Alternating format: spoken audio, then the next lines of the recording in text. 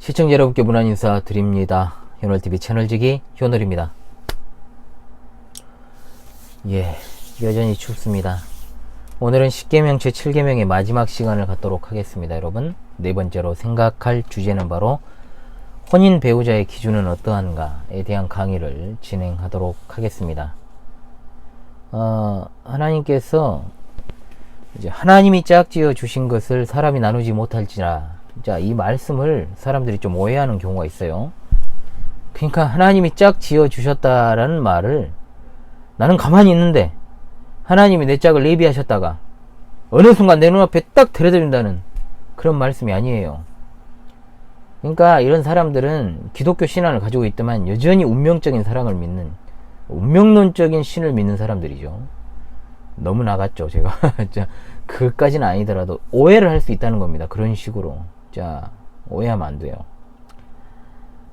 이런 어떤 기독교인들에게 운명론적인 이해가 좀 많이 있는데 성경 어디에도 그런 식 가르침 없습니다.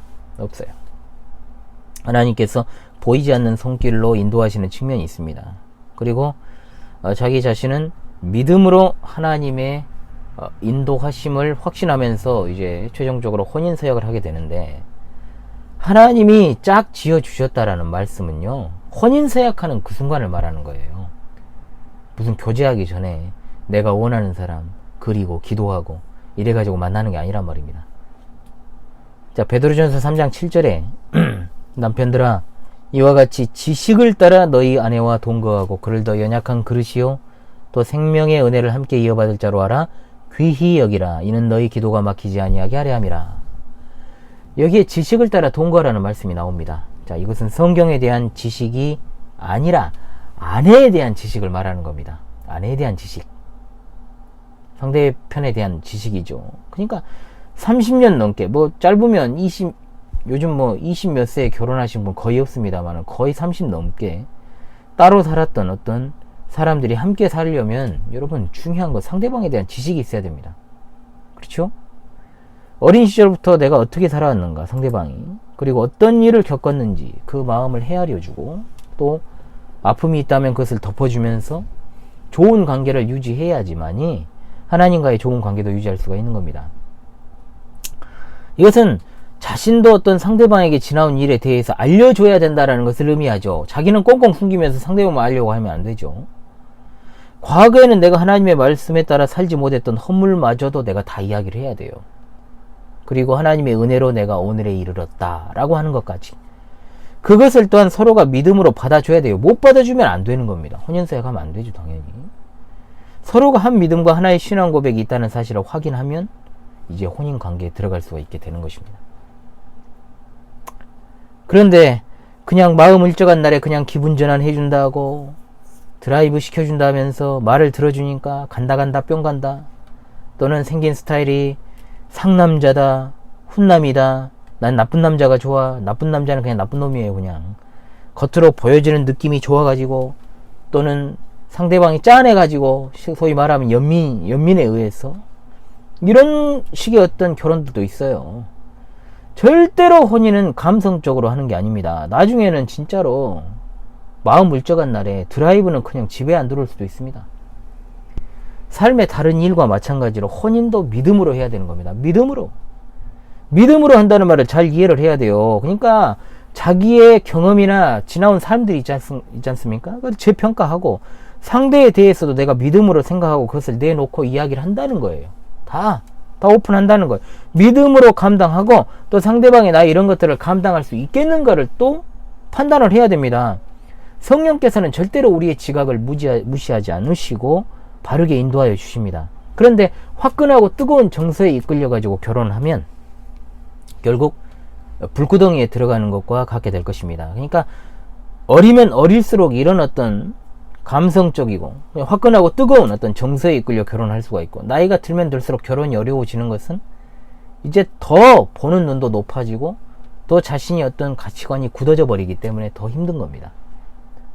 그러나 나이가 적든 많든지 간에 원칙을 지켜야 되는 것이죠.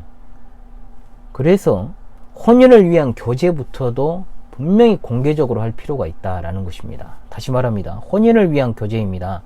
교제는 혼인을 위해서 하는 것이지 이 사람 저 사람 만나보고 맞는 사람 만나서 그렇게 찾는 게 아니에요. 아닙니다. 인간은 본성적으로 숨기면 은밀한 곳에서 이상한 짓거리 합니다. 여러분이 결혼을 전제로 교제를 시작했다면 당연히 누구한테 먼저 소개를 해야 되겠습니까? 부모님이 신실한 신앙 가지신 분이면 부모님께 소개 먼저 하시고, 아니면 부모님께 먼저 소개해도 됩니다. 그렇지 않으면 당연히 목사한테 먼저 소개를 해줘야 되는 겁니다. 결혼을 전제로 교제를 한다면요. 그러나 제가 전제를 드렸죠. 교제는 혼인을 전제로 하는 것이다. 정 때문에 하지 말고, 또 정 때문에 하면 평생 짐을 집니다. 자, 혼인하고 나면 이제 정이 떨어져도 어쩔 수 없이 의리로 살아야 되는 때가 와요. 의리로라도 살면 다행인데 이제는 선택지가 없으니까 그냥 사는 거예요. 이렇게 되면 되겠습니까, 여러분? 그렇게 살렵니까? 주님의 언약을 생각해야 되는 겁니다. 우리는 이 땅에서 혼인관계를 통해서 주님이 나타내시고자 하는 건 하나님과 그의 백성과의 거룩한 언약입니다. 이것에 기준해가지고 교제를 통해서 언약의 내용들을 확인하고, 또한 그 살아온 족적을 내가 짧든 길든 나누고 해야 되는데, 상대방이 그냥 느낌이 좋아, 이미 그냥 좋아, 그냥 좋은데 교회 다녀, 세례 받았어, 됐구만, 이제 목사님한테 데려가도 되겠구만, 이런 식으로 하면 안 된다는 거죠. 이런 교제가 있으면 예를 들어서 서로 안 맞아서 정말 헤어지더라도 상처가 남지 않습니다. 오히려 신앙상의 유익도 얻을 수가 있는 거예요. 그러니까 안 믿는 사람하고 결혼할 거면 나한테 연락하지 말고요, 그냥 가던 길 쭉 가시면 돼요. 그냥 가던 길에. 그리고 그런 거 뭐라 하지 않는 목사 있으면 그 사람 밑에 들어가 가지고 신앙생활 하든지, 아니면 그냥 다른 종교를 가지십시오. 그걸 제가 추천을 드립니다. 지금 제가 담임하는 교회에 계신 분들이 저 제외하고는 다 불신결혼 했거든요.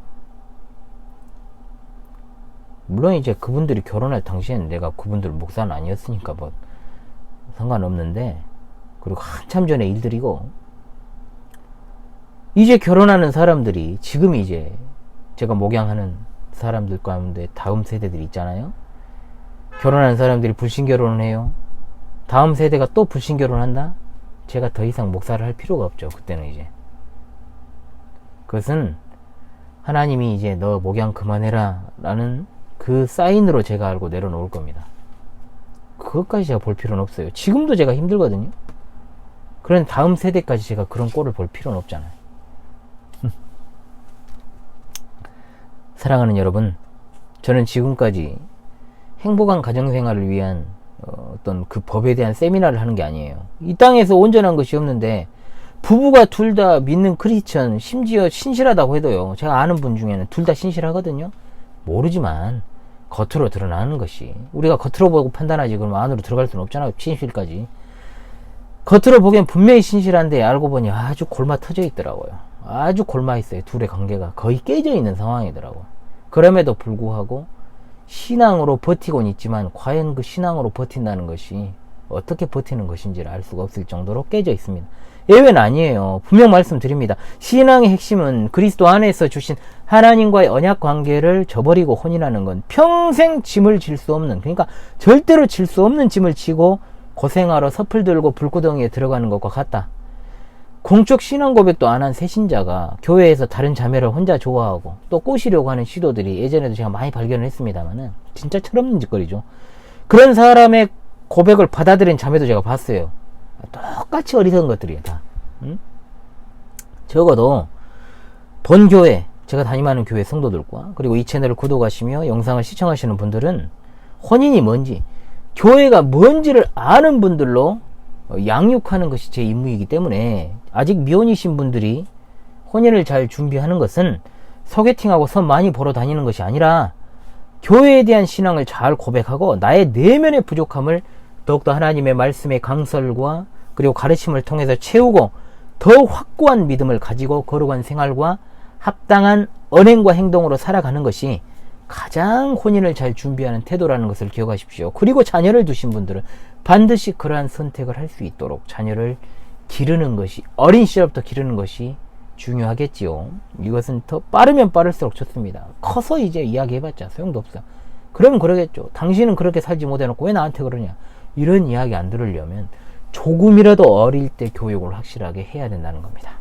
자, 여러분 7계명을 통해서 우리 하나님은 그리스도와 그의 교회 그리고 성도의 관계를 나타내시기를 기뻐하셨습니다. 이 혼인 언약의 질서는 창조 질서에 속하는 것입니다. 얼마나 귀합니까? 그러므로 이 관계가 확실히 드러나는 새하늘과 새 땅에서는 혼인관계 없어요. 없습니다.